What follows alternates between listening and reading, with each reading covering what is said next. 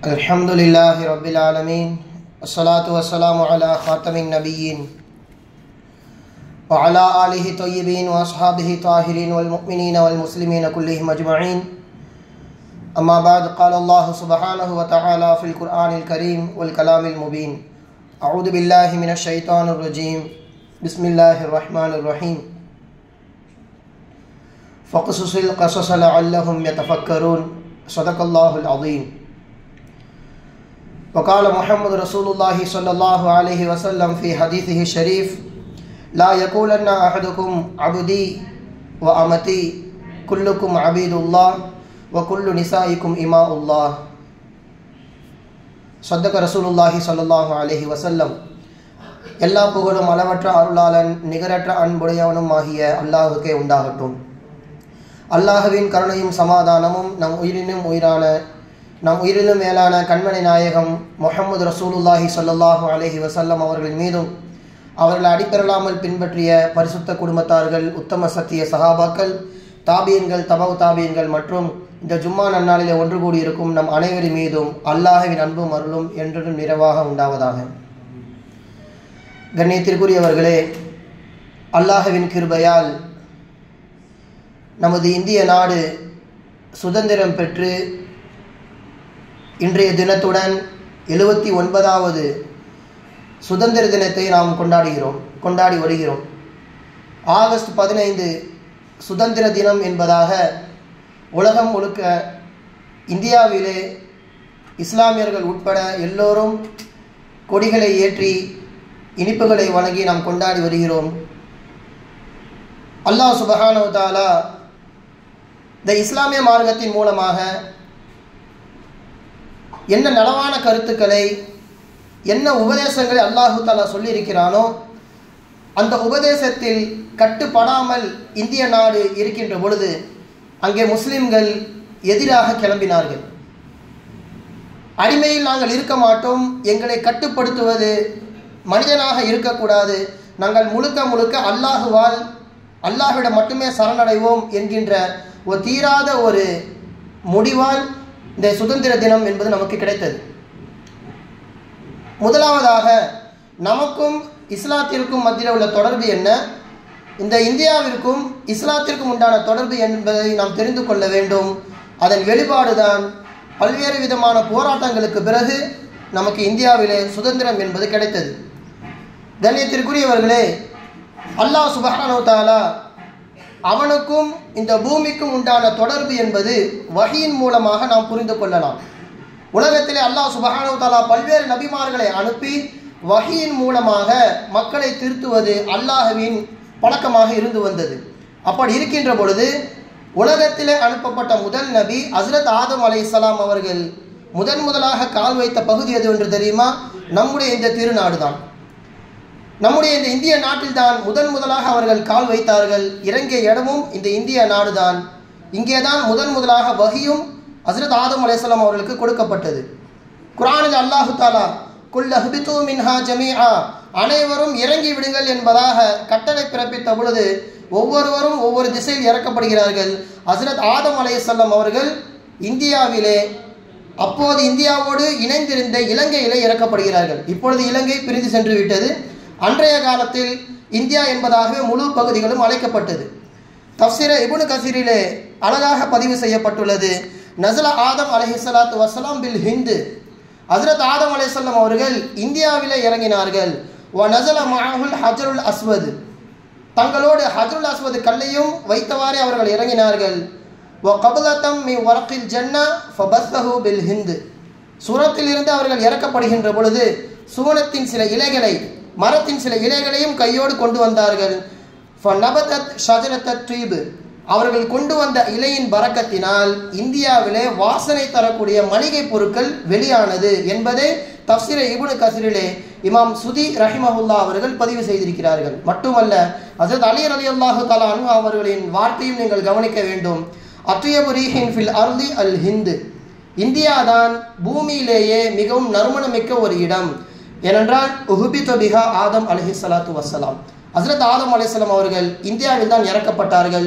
எனவே இந்திய நாடு, இந்திய பூமி என்பது வாசனை திரவியமாக மாறியது என்பதாக சொல்லி காட்டுவார்கள். ஹஸ்ரத் அலி ரலியல்லாஹு தஆலா அன்ஹு அவர்கள் முஸ்தத்ரக் ஹாக்கிமிலே பதிவு செய்யப்பட்டுள்ளது. ஹஸ்ரத் ஆதம் அலைஹிஸ்ஸலாம் அவர்கள் முதற்கொண்டு இஸ்லாம் வந்ததற்கு பின்னாலும் ஹஸ்ரத் நபி ஸல்லல்லாஹு அலைஹி வஸல்லம் அவர்கள் வருகைக்கு பிறகும் கூட அரபுகளுக்கும் இந்தியாவிற்கும் மத்தியிலே நிறைய வியாபார தொடர்புகள் இருந்து வந்தது. கடல் வழியாக, தரை வழியாக அரபுகள் அதிகமாக இந்தியாவிற்கு வந்து இங்கே வியாபார பொருட்களை அவர்கள் விற்பனை செய்வார்கள். இங்குள்ள மளிகை பொருட்களை வாங்கி கொண்டு தங்களுடைய அரபு தேசத்தில் விற்று வருவார்கள். இது அரபுகளின் வாடிக்கையாக இருந்தது. அதிலும் அவர்களுக்கு மிகவும் கவர்ந்த ஒரு பொருள் தான் இங்கே உள்ள புளி. சமையலுக்காக பயன்படுத்துகின்ற புளியை அவர்கள் பெரிதும் வியப்பாக கருதினார்கள். ஏனென்றால் புளி பார்ப்பதற்கு அவர்களின் நாட்டு பேர்ச்சம்பழத்தை போன்று இருக்கும். எனவேதான் இங்கே உள்ள புளிக்கு அவர்கள் வைத்த பேர் என்னவென்று தெரியுமா? தமருல் ஹிந்து, இந்தியாவின் பேரிச்சம்பழம் என்பதாக அவர்கள் பெயர் வைத்து தங்களுடைய மதினாவிலும் மக்காவிலும் சென்று அதை விற்பனை செய்தார்கள் என்பதை நாம் காண முடிகிறது. அதனால்தான் இதே பெயர் தமருல் ஹிந்து என்பதுதான் மருவி ஆங்கிலத்தில் தாமரைன் என்பதாக அழைக்கப்படுகிறது. அந்த அளவிற்கு இஸ்லாத்திற்கும் சஹாபாக்களுக்கும் இந்த இந்தியாவிற்கும் மத்தியிலே நெருங்கிய ஒரு தொடர்பு இருந்து வந்தது. இந்த முழு இந்தியாவிலும் கேரளாவிற்கு என்று ஒரு தனிப்பட்ட ஒரு சிறப்பு, அதை வரலாற்றில் அழைக்கப்படுகின்ற பொழுதே காட்ஸ் ஓன் கண்ட்ரி என்பதாக சொல்வார்கள். அது இறைவனின் பூமி, எல்லா விதமான வசதி வாய்ப்புகளும் எல்லா விதமான வளங்களும் நிறைந்த ஒரு பூமி என்றால் இந்தியாவில் கேரளா என்பதை நாம் சொல்லலாம். அரபுகள் கேரளாவிலும் கால் வைத்தார்கள். அங்குள்ள மளிகை பொருட்களை, குறிப்பாக மிளகு, கஸ்தூரி போன்ற பொருட்களை எல்லாம் அவர்கள் வாங்கி கொண்டு தங்களுடைய நாடுகளிலே விற்று வந்தார்கள். அதனால்தான் அவர்கள் அரபியிலே ஹைருல்லா, அல்லாஹுவின் அருள் பெற்ற பூமி என்பதாக கேரளாவுக்கு அவர்கள் பெயர் வைத்தார்கள். இந்த பெயரும் கூட தான் காலப்போக்கிலே மருவி ஹைருல்லா என்பது கேரளாவாக மாறியது என்பதாகவும் வரலாற்று குறிப்புகளில் நான் பார்க்க முடிகிறது. அந்த அளவிற்கு இஸ்லாத்திற்கும் இந்த இந்தியாவிற்கும் மத்தியிலே மிகப்பெரிய ஒரு தொடர்பு. சஹாபாக்களிலும் கூட நிறைய சஹாபாக்கள், சஹாபிய பெண்மணிகள் ஹிந்தி என்பதாக பெயர் வைத்துள்ளார்கள். ஹிந்து என்பது 2 பொருட்களை தரும். முதலாவது பொருள், 100 to 200 வரை ஒட்டகம் யார் வைத்திருக்கிறார்களோ அப்படிப்பட்ட ஒரு பணக்காரருக்கு ஹிந்து என்பதாக ஒரு பெயர் அன்றைய காலத்தில் வைக்கப்பட்டது. எப்போது இந்தியாவிலே அரபுகளுக்கு வணிக தொடர்பான ஈடுபாடுகள் ஏற்பட்டதோ அதிலிருந்து அவர்கள் தங்களுடைய பிள்ளைகளுக்கும் தங்களுடைய மனைவிகளுக்கும் அவர்கள் என்ன செய்கிறார்கள்? ஹிந்து என்பதாக பெயர் சூட்டி அழகு பார்க்கிறார்கள். அதிலும் குறிப்பாக அபு சுஃபியான் ரலியல்லாஹு தஆலா அன்ஹு அவர்களின் மனைவியின் பெயர் ஹிந்து தான், ஹிந்து இப்னு உத்பா. ஹஜ்ரத் ஹதீஜா ரலியல்லாஹு தஆலா அன்ஹு அவர்களின் முதல் கணவர் அபு ஹாலா அவர்களுக்கு பிறந்த 2 குழந்தைகளில் முதலாவது குழந்தைக்கு ஹிந்தி என்பதாகவே பெயர் சூட்டினார்கள். அதற்கு பிறகு அந்த கணவர் இறந்ததற்கு பிறகு மீண்டும் 2வது திருமணம் செய்கிறார்கள். அவர் பெயர் அத்தீக். அவருக்கும் ஒரு குழந்தை பிறக்கிறது. அந்த குழந்தைக்கும் ஹிந்தி என்பதாக பெயர் சூட்டி அழகு பார்க்கிறார்கள் அன்னை ஹதீஜா ரலியல்லாஹு தஆலா அன்ஹு அவர்கள். அந்த அளவிற்கு இந்திய நாட்டின் மீது அதிகமாக நேசம் கொண்டவர்கள் அரபு மக்களாக இருந்தார்கள். கண்ணியத்திற்குரியவர்களே, ரசூலுல்லாஹி ஸல்லல்லாஹு அலைஹி வஸல்லம் அவர்கள் இந்த இந்திய நாட்டை குறித்து பல இடங்களில் சிலாகித்து பேசியிருக்கிறார்கள். மரண வேளையில் நஜ்ரான் தேசத்திலிருந்து ஹாலித் இப்னு வலீத் ரலியல்லாஹு தஆலா அன்ஹு அவர்கள் அங்குள்ள பனு ஹாரிசா என்கின்ற கூட்டத்தை அழைத்து கொண்டு வருகிறார்கள். பார்த்த நாயகம் ஸல்லல்லாஹு அலைஹி வஸல்லம் அவர்கள் யார் என்பதாக கேட்டிருக்கலாம், எங்கிருந்து வருகிறீர்கள் என்பதாக கேட்டிருக்கலாம். அவர்கள் சொன்ன முதல் வார்த்தை, நீங்கள் இந்தியர்களோ, இந்திய நாட்டிலிருந்து வருகிறீர்களோ என்பதாக இந்திய வார்த்தையை தங்களுடைய நாவிலிருந்து மொழிந்தார்கள் எம்பெருமானார் ஸல்லல்லாஹு அலைஹி வஸல்லம் அவர்கள். மட்டுமல்ல, நீங்கள் காபத்துல்லாவின் அந்த 4 மூலைகளை பார்த்தால் 4 மூலைகளுக்கும் ஒரு பெயர் இருக்கிறது. காபத்துல்லாவின் ஒரு மூலைக்கு ருக்குனுல் அஸ்வத் என்பதாக சொல்லப்படும், ஹஜ்ருல் அஸ்வத் பதிக்கப்பட்ட ஒரு மூலை. அப்படியே மறுபக்கம் அந்த பக்கம் பார்த்தால் அதற்கு ருக்குனுல் ஹிந்து, இந்தியாவின் மூலை என்பதாக சொல்லப்படும். அதற்கு பின்புறத்திலே ருக்குனுல் ஷாம், சிரியாவின் மூலை. அதற்கு இந்த பக்கத்திலே ருக்குனுல் ஹஜருக்கு பின்னால் அதற்கு ருக்குனுல் யமானி, யமன் தேசத்தின் மூலை என்பதாக சொல்லப்படும். காபத்துல்லா இந்தெந்த திசைகளை நோக்கியவாறு இருக்கிறது என்பதை உணர்த்துவதற்காக வேண்டி எம்பெருமானார் ஸல்லல்லாஹு அலைஹி வஸல்லம் அவர்கள் அந்த ஒரு மூலைக்கு ருக்குனுல் ஹிந்து, இந்தியாவின் மூலை என்பதாக அண்ணன் பெருமானார் ஸல்லல்லாஹு அலைஹி வஸல்லம் அவர்கள் அழகான முறையில் பெயர் சூட்டினார்கள். அந்த ருக்குனுல் ஹிந்திலே சாய்ந்து கொண்டு ஒரு நாள் ஸல்லல்லாஹு அலைஹி வஸல்லம் அவர்கள் சொல்கிறார்கள், எனக்கு இந்த திசையிலிருந்து இந்த இந்தியாவின் திசையிலிருந்து ஏகத்துவத்தின் நறுமணம் வீசுகிறது என்பதாக சொல்லி காண்பிக்கிறார்கள். அத்தாரிகுல் கபீர் என்கின்ற நூலிலே பதிவு செய்யப்பட்டுள்ளது. எங்கேயோ இருக்கிற நபிகள் ஸல்லல்லாஹு அலைஹி வஸல்லம் அவர்கள் இந்தியாவிற்கு என்றே தனிப்பட்ட முறையிலே அதற்காக வேண்டி மக்களுக்கு மத்தியிலே உபதேசம் செய்திருக்கிறார்கள். இந்தியாவை குறித்து சிலாகித்து பேசியிருக்கிறார்கள். சஹாபாக்களிலே ஆரம்பத்தில் கடும் விரோதியாக இருந்தவர்கள் கஅப் இப்னு ஸுஹைர் ரலியல்லாஹு தஆலா அன்ஹு அவர்கள். பெருமானாரையும் அவர்கள் குடும்பத்தையும் தாய் தந்தையரை முதற்கொண்டு மிகவும் வஞ்சித்து கவிதை எழுதுபவர் இந்த கஅப் இப்னு ஸுஹைர் என்பவரும் அடங்குவார். ஒரு கட்டத்தில் அவருக்கு மரண தண்டனை விதிக்க வேண்டும் என்பதாக அரசாங்கத்தின் மூலமாக கட்டளை பிறப்பிக்கப்படுகிறது.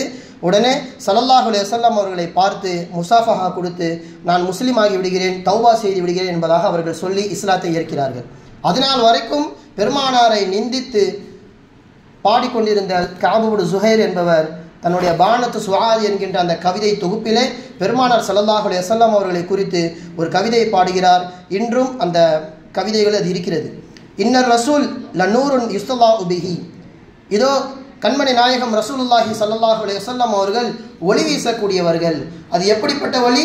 முஹன்னது மின் சுயூஃபில்லாஹி மஸ்லூல், இந்திய நாட்டின் வாளை போன்று, வாளிலே வருகின்ற அந்த ஒளியை போன்று மிகவும் பிரகாசமானவர்கள் என்பதாக இந்திய நாட்டின் வாளை கூறி எம்பெருமான ஸல்லல்லாஹு அலைஹி வஸல்லம் அவர்களுக்கு அழகு சேர்ப்பார்கள் கஅப் இப்னு ஸுஹைர் ரலியல்லாஹு தஆலா அன்ஹு அவர்கள். அந்த அளவிற்கு நம்முடைய இந்திய நாடும் சஹாபாக்களுக்கு மத்தியிலே மிகப்பெரிய ஒரு அற்புத பிணைப்பு இருந்து வந்தது. அங்கே ஸல்லல்லாஹு அலைஹி வஸல்லம் அவர்கள் மார்க்க பிரச்சாரத்திலே ஏராளமான முஅஜிசாக்களை செய்து கொண்டு வருகிறார்கள். அதிலே ஒரு முஅஜிசா தான் ஷக்குல் கமர், இன்ஷிகாக்குல் கமர், நிலவை பிளந்து காண்பித்தார்கள். 2 துண்டாக பிளந்தார்கள். பார்த்த உடனே அந்த மக்கத்து குறைஷிகள் முஹம்மது சூனியம் வைத்து விட்டார், கண்கட்டி வித்தை காண்பிக்கிறார் என்பதாக பிரிந்து சென்று விட்டார்கள். முஅஜிசா அந்த இடத்திலே பலன் அளிக்கவில்லை என்றாலும் எங்கோ இருக்கின்ற, இங்கே கேரளாவிலே கொடுங்கல்லூரில் இருக்கின்ற ஒரு பகுதியில் ஆண்டு வந்த சேர மன்னன் சேரமான் பெருமான் என்பவர் அந்த நிலவை பார்க்கிறார். விஷயத்தை கேள்விப்பட்டு இறுதி தூதர் முஹம்மது ரசூலுல்லாஹி ஸல்லல்லாஹு அலைஹி வஸல்லம் அவர்கள் வந்திருக்கிறார்கள் என்பதை கேள்விப்பட்டவுடன் அரபுகளின் மூலமாக நாயகத்தை சந்திக்கிறார்கள். நாயகத்தை சந்தித்தார்கள் என்பதாகவும் ஒரு வரலாறு, சந்திக்காமலே அவர்கள் இறந்து விட்டார்கள், ஆனால் முஸ்லீமாக இறந்தார்கள் என்பதாகவும் வரலாறு. நாயகம் வாழுகின்ற பொழுது இங்கே இந்தியாவிலே இஸ்லாத்திற்கான விதை என்பது தூவப்பட்டு விட்டது. பார்த்து வருகின்ற சமயத்திலே தான் இடையிலே அவர்கள் வஃபாத் ஆகி விடுகிறார்கள். ஏமனிலே அவர்கள் கபர் அடக்கம் செய்யப்பட்டுள்ளது. இருந்தாலும் கூட என்னுடைய மண்ணில் இஸ்லாத்தின் வாடை வீச வேண்டும் என்பதற்காக வேண்டி ஹஜ்ரத் மாலிக் இப்னு தீனார் ரலியல்லாஹு தஆலா அன்ஹு அவரிடத்திலே கடிதம் கொடுத்து அனுப்புகிறார்கள். கிபி 612 இன்றளவுக்கும் கூட அந்த பள்ளிவாசல் இருக்கிறது, சேரமான் பெருமான் ஜும்மா பள்ளிவாசல் என்பதாக. அவர் பெயர் தாஜுதீன் என்பதாக மாற்றிக்கொண்டார்கள். ஆனால் பள்ளிவாசல் அதே சேரமான் பெருமான் என்கின்ற அந்த பெயரிலேயே இன்றளவுக்கும் நீடித்து கொண்டு வருகிறது.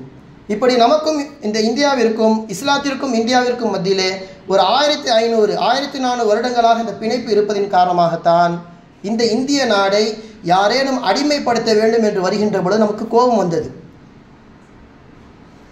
நபி ஸல்லல்லாஹு அலைஹி வஸல்லம் அவர்கள் வாயால் மொழியப்பட்ட இந்தியா எப்படி பிறர் கட்டுப்பாட்டில் இருக்க முடியும்? இந்த மண்ணிற்கு சொந்தக்காரராக இருக்கின்ற நாங்கள் தானே இதற்காக வேண்டி போராட வேண்டும் என்கின்ற அடிப்படையில் நிறைய மக்கள் போராடினாலும் அதிலே அதிகமாக தங்களை ஈடுபடுத்திக் கொண்டவர்கள் இஸ்லாமிய சகோதரர்கள் மட்டும்தான்.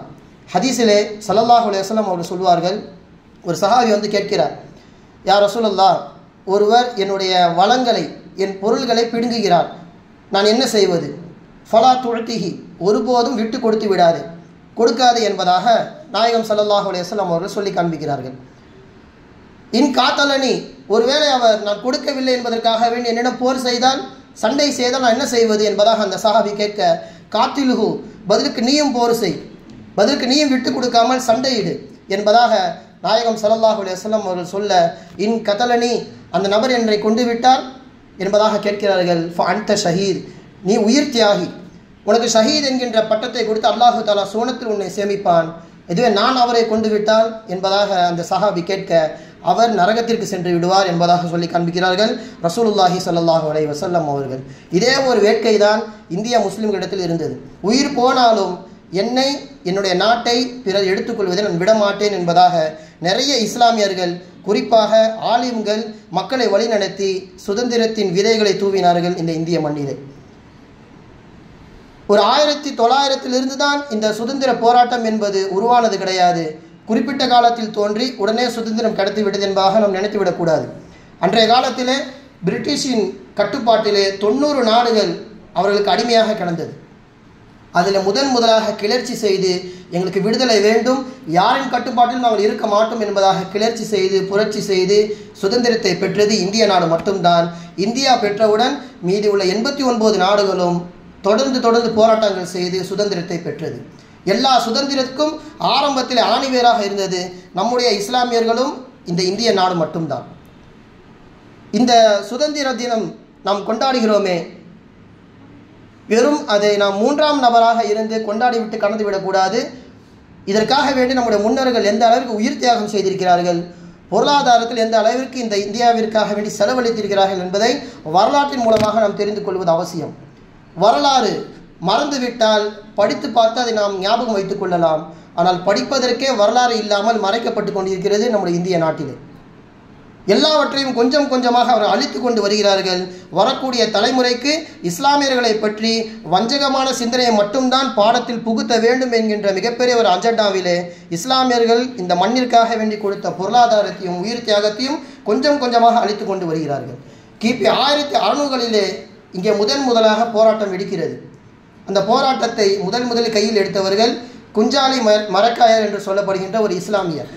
அரபு நாட்டின் சிங்கம், அரபு கடலின் சிங்கம் என்பதாக அவர்களுக்கு சொல்லப்படும் மிகப்பெரிய ஒரு கப்பலை வைத்திருப்பவர்.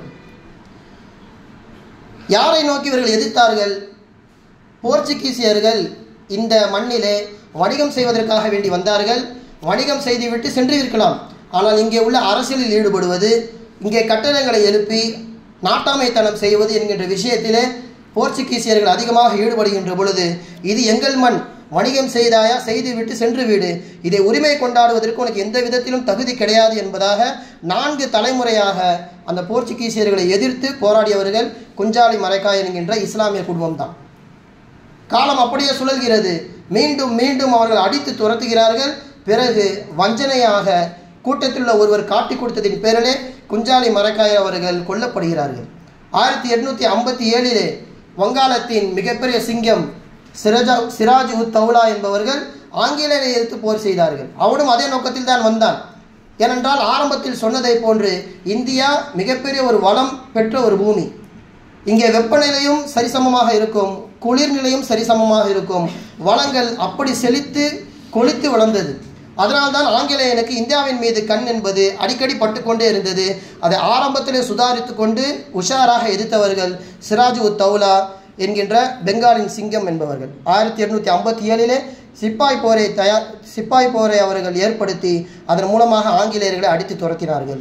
இவர்களும் அதே வஞ்சகமான முறையிலே துரோகிகளின் மூலமாக கொல்லப்படுகிறார்கள். இப்படி முழுக்க இந்தியாவிலே இஸ்லாமியர்களின் சுதந்திர வேட்கை என்பது இப்படிதான் நடந்து கொண்டே இருந்தது. ஜும்மா மேடைகளில், ஆன்மீகத்தை பேசுகின்ற ஜும்மா மேடைகளில் அந்த இடத்துல அரசியல் பேசப்பட்டது.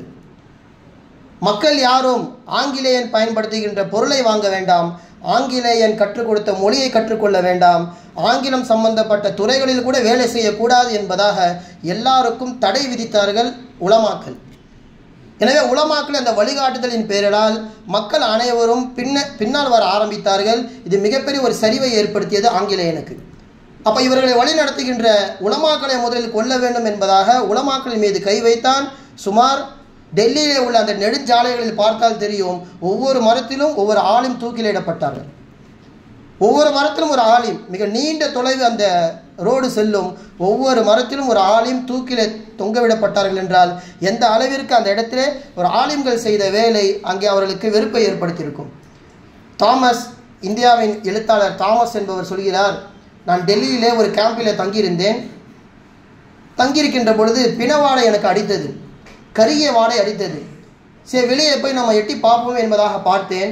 அங்கே பிரிட்டிஷ் அரசாங்கம் 40 ஆலிம்களை நிர்வாணமாக நிற்க வைத்து ஒவ்வொருவரையும் பிரச்சாரம் செய்வதை விட்டு விடுங்கள், இல்லை என்றால் நெருப்பு குழியிலே தள்ளுவோம் என்பதாக கூறி ஒவ்வொருவராக அந்த நெருப்பு குழியிலே தள்ளுகிறார்கள் நிர்வாணமாக. இதை கண்டவுடன் எனக்கு கண்கள் ஆறாக பெருக்கெடுத்து ஓடியது என்பதாக சொல்கிறார் இந்திய எழுத்தாளர் தாமஸ் என்பவர். 40 ஆலிம்கள் என் கண் முன்னாலே கருகி இறந்தார்கள் என்பதாக அவர் சொல்லி காண்பிக்கிறார். வரலாற்றில் எந்த அளவிற்கு வஞ்சகமாக அவர்கள் செய்கிறார்கள். 1919 ஜாலியன் வாலாபாக் படுகொலையை நாம் அனைவரும் படித்திருப்போம். எல்லோருக்குமே தெரியும், ஒரு படுகொலை அது. ராபர்ட் என்பவன் அநியாயமான முறையில் அந்த மிகப்பெரிய அந்த ஒரு கூட்டத்தையே சுட்டு கொன்றான். கூட்டம் என்பதாக நம்முடைய வரலாற்று புத்தகங்களில் பதிவு செய்யப்பட்டிருக்கும். அந்த கூட்டம் யார் என்பதாக பதிவு செய்யப்பட்டிருக்கிறது.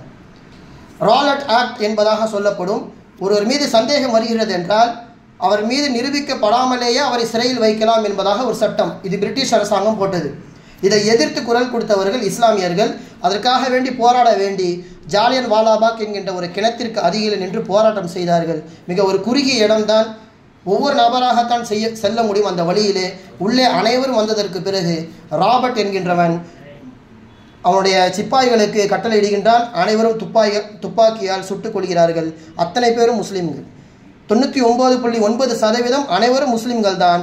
ஆனால் அந்த படுகொலையை வெறும் படுகொலை என்பதாகவே பதிவு செய்து வைத்திருக்கிறார்கள். அவர்களின் தியாகத்தை யார் செய்தார்கள், அந்த தியாகவான்கள் யார், முஸ்லிம்கள் என்பதாக எங்கேயும் பதிவு செய்யப்படவில்லை.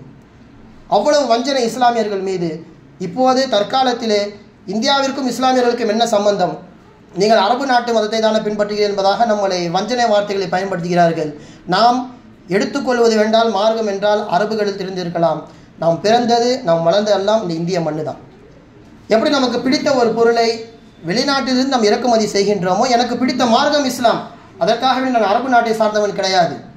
இந்த நாட்டில் தான் பிறந்தேன். நான் எடுத்துக்கொண்ட மார்க்கம், எனக்கு பிடித்த மார்க்கம் என்பது இஸ்லாமிய மார்க்கம் என்பதை ஒவ்வொருவரும் சொல்ல முடியாமல் உள்ளுக்குள்ளே குமுறி கொண்டிருக்கிறோம். அந்த அளவிற்கு வரலாற்றிலேயும் சமூகத்திலேயும் நாம் அதிகமாக மக்களால் ஒடுக்கப்படுகின்றோம். இந்த வரலாற்றை எல்லாம் நாம் நம்முடைய பிள்ளைகளுக்கு, எதிர் தலைமுறையிற்கு சொன்னாதான் மக்களுக்கு மத்தியிலே ஒரு விழிப்புணர்வு ஏற்படும். நாம் எந்த அளவிற்கு இந்த இந்தியாவிற்கு தகுதியானவர்கள் என்பதை நாம் புரிந்து கொள்ள முடியும். கேரளாவிலே மாப்பிள்ளைமார்கள் என்பதாக சொல்லப்படும். அவர்களும் ஆங்கிலேய எதிர்த்து போர் செய்தார்கள், புரட்சி செய்தார்கள். ஒரு நாள் கேரளாவிலிருந்து வேலூருக்கு வருகின்ற சமயத்திலே அந்த ரயில் பெட்டிகளில் அவர்கள் அமர்ந்து வருகின்ற பொழுது மூச்சு விடாத அளவிற்கு ரயில் பெட்டி அவர்கள் இருக்க கட்டிவிட்டார்கள். கதவுகளை திறக்க முடியவில்லை. வேலூரிலே வந்து இறங்குகின்ற பொழுது அத்தனை மாப்பிள்ளைமார்களும் அந்த இடத்திலே சடலமாக மீட்கப்பட்டார்கள். காரணம் என்ன? ஆங்கிலேயர்களை எதிர்த்தார்கள் என்கின்ற ஒரே நோக்கம். இன்றளவுக்கும் கூட இந்தியாவின் கேட்டிலே நாம் பார்த்தால் தெரியும், சுமார் அந்த இடத்திலே பல்வேறு விதமான சமயத்தை சேர்ந்தவர்களின் பெயர்களும் அதில் பொறிக்கப்பட்டுள்ளது. யார் யாரெல்லாம் இஸ்லாத்திற்காக வேண்டி, யார் யாரெல்லாம் இந்தியாவிற்காக வேண்டி உயிரை விட்டார்கள் என்கின்ற அடிப்படையில் 95,300 நபர்கள் அதிலே பதிவு செய்யப்பட்டுள்ளது. அதிலே 61,945 நபர்களும் இஸ்லாமியர்கள் தான். அந்த அளவிற்கு இஸ்லாத்திற்காக வேண்டி, இஸ்லாத்தில் கொண்டுள்ள அந்த கோட்பாட்டில் நான் யாருக்கும் அடிமையாக இருக்க மாட்டேன், நான் அடிமையாக இருப்பது அல்லாவிற்கு மட்டும்தான் என்கின்ற உயர்ந்த நோக்கத்திற்காக வேண்டி இந்தியாவிலே உயிரை விட்டார்கள். குஷ்வந்த் சிங் என்று சொல்லப்படுகின்றவர் இல்லுஸ்ட்ரேட்டட் வீக்லி ஆஃப் இந்தியா என்கின்ற நூலிலேயும் அந்த நியூஸ் பேப்பரிலேயும் அவர் பதிவு செய்த ஒரு வாசகம் இது. சிறை சென்றவர்களிலும் உயிரை விட்டவர்களிலும் அதிகமாக மக்கள் தொகையை விட உயிரை விட்டவர்கள் இஸ்லாமியர்கள் தான் என்பதாக சொல்லி காண்பிப்பார் குஷ்வந்த் சிங் என்பவர். பொருளாதார அடிப்படையிலேயும் இஸ்லாமியர்கள் மிஞ்சியவர்கள் யாரும் கிடையாது. இங்கே உமர் சுபஹான் என்று சொல்லப்படும் மும்பையிலே பஞ்சு தொழிற்சாலை வைத்திருக்கிறார். காந்தி கேட்கிறார், சுதந்திரத்துக்காக வேண்டி பொருட்களை வாங்க வேண்டும், ஆயுதங்களை வாங்க வேண்டும், ஒவ்வொருவரும் தங்களால் முடிந்த விஷயத்தை தாருங்கள் என்பதாக கேட்க, இங்கே உமர் சுபஹானி அவர்கள் 1 கோடி ரூபாவை கொடுக்கிறார்கள். சில லட்சங்களை மட்டுமே கொடுத்த மாற்று மதத்தினர்கள் மத்தியிலே 1 கோடி ரூபாய் கொடுத்தவுடன் காந்தியின் கண்கள் விழி பிதுங்குகிறது. எல்லோரும் இந்த சுதந்திர போராட்டத்திற்காக வேண்டி பங்களிப்பு தர வேண்டும், எனவே உங்களுடைய தொகைகளை நீங்கள் குறைத்துக் கொள்ளுங்கள், சில லட்சங்களாக தாருங்கள் என்பதாக குறைத்து கொள்ள அதற்கு பிறகு அவர்கள் 60 லட்சத்தை கொடுக்கிறார்கள். இப்படி ஒரு பணம் கொண்ட ஒரு மிகப்பெரிய ஒரு பணக்காரர் இஸ்லாத்தில் இருக்கிறாரா என்பதை புரிந்து கொண்ட பிரிட்டிஷ் அரசாங்கம் என்ன செய்கிறது? உங்கள் பஞ்சு தொழிற்சாலைகளை நாங்கள் குத்தகைக்கு எடுத்துக்கொள்கிறோம், நீங்கள் செய்கின்ற விஷயத்தை எங்களிடம் தாருங்கள், நாங்கள் விற்று தருகிறோம் என்பதாக சொல்லி குறைந்த விலையில் அதை விற்று அந்த நிறுவனத்திற்கு மிகப்பெரிய ஒரு நஷ்டத்தை ஏற்படுத்தி அவர்களை இல்லாமலாக்கியது இந்த இந்திய அரசாங்கத்திலே பிரிட்டிஷ் அரசாங்கம். அந்த அளவிற்கு வரலாற்றிலே அதிகமாக பொருளாதார உதவி செய்தவர்களும் நம்முடைய இஸ்லாமியர்கள் தான். வரலாற்று இதுவெல்லாம் மறைக்கப்பட்டு விட்டது. தேசிய கொடியை மிக அழகான முறையில் இன்று நாம் பார்க்கின்றோமே, இந்த தேசிய கொடியை நமக்கு கொடுத்தது ஒரு இஸ்லாமிய ஒரு பெண்மணி, அவருக்கு பெயர் சுரையா தியாப்ஜி. மறுபக்கம் கப்பலோட்டிய தமிழன் வ.உ. சிதம்பரனார் என்பதை நாம் கேள்விப்பட்டிருப்போம். அது மட்டும்தான் பாடப்புத்தகத்தில் இருக்கும், அது மட்டும்தான் நாம் கேள்விப்பட்டிருப்போம். ஆனால் அந்த கப்பலை வாங்குவதற்கு 2 லட்சம் ரூபாவை கொடுத்தது ஃபக்கீர் முகமது என்பவர் தான். அந்த காலத்திலே 2 லட்சம் என்பது பல மில்லியன்களை தாண்டும். கொஞ்சம் கூட பொருட்படுத்தாமல் இந்தியாவிற்காக வேண்டி, இந்திய சுதந்திரத்திற்காக வேண்டி உயிரையும் பொருளையும் கொடுத்து நமக்கு இந்த சுதந்திர தினத்தை வாங்கி கொடுத்திருக்கிறார்கள். அடுத்த நம் தலைமுறைகளுக்கு இது போன்ற வரலாறுகளை சொல்லி மக்களுக்கு மத்தியில் விழிப்புணர்வை நாம் ஏற்படுத்த வேண்டும். குர்ஆனிலும் அல்லாஹ் சுப்ஹானஹு வ தஆலா அதை தான் சொல்லுவான், ஃபக்ஸுஸில் கஸஸ லஅல்லஹும் யதஃபக்கரூன். வரலாற்றை சொல்லிக்கொண்டே இருங்கள், மக்கள் சிந்தனையாளர்களாக மாறுவார்கள் என்பதை குர்ஆன் கூறுகின்ற வார்த்தையை கொண்டு நாம் முடித்துக்கொள்வோம். மட்டுமல்ல, அடிமைத்தனம், உயர்ந்தவன் தாழ்ந்தவன் என்று எதுவும் இஸ்லாத்தில் கிடையாது, உலகத்திலும் இருக்கக்கூடாது. இது பெருமானார் ஸல்லல்லாஹு அலைஹி வஸல்லம் அவர்கள் சொன்ன வார்த்தை. லா யகூலன்ன அஹதுக்கும் அப்தி வ அமதி. யாரும் உங்களில் ஒருவரை அடிமையே என்பதாக சொல்ல வேண்டாம். குல்லுக்கும் அபீதுல்லாஹ் வ குல்லு நிசாயிக்கும் இமாஉல்லாஹ்.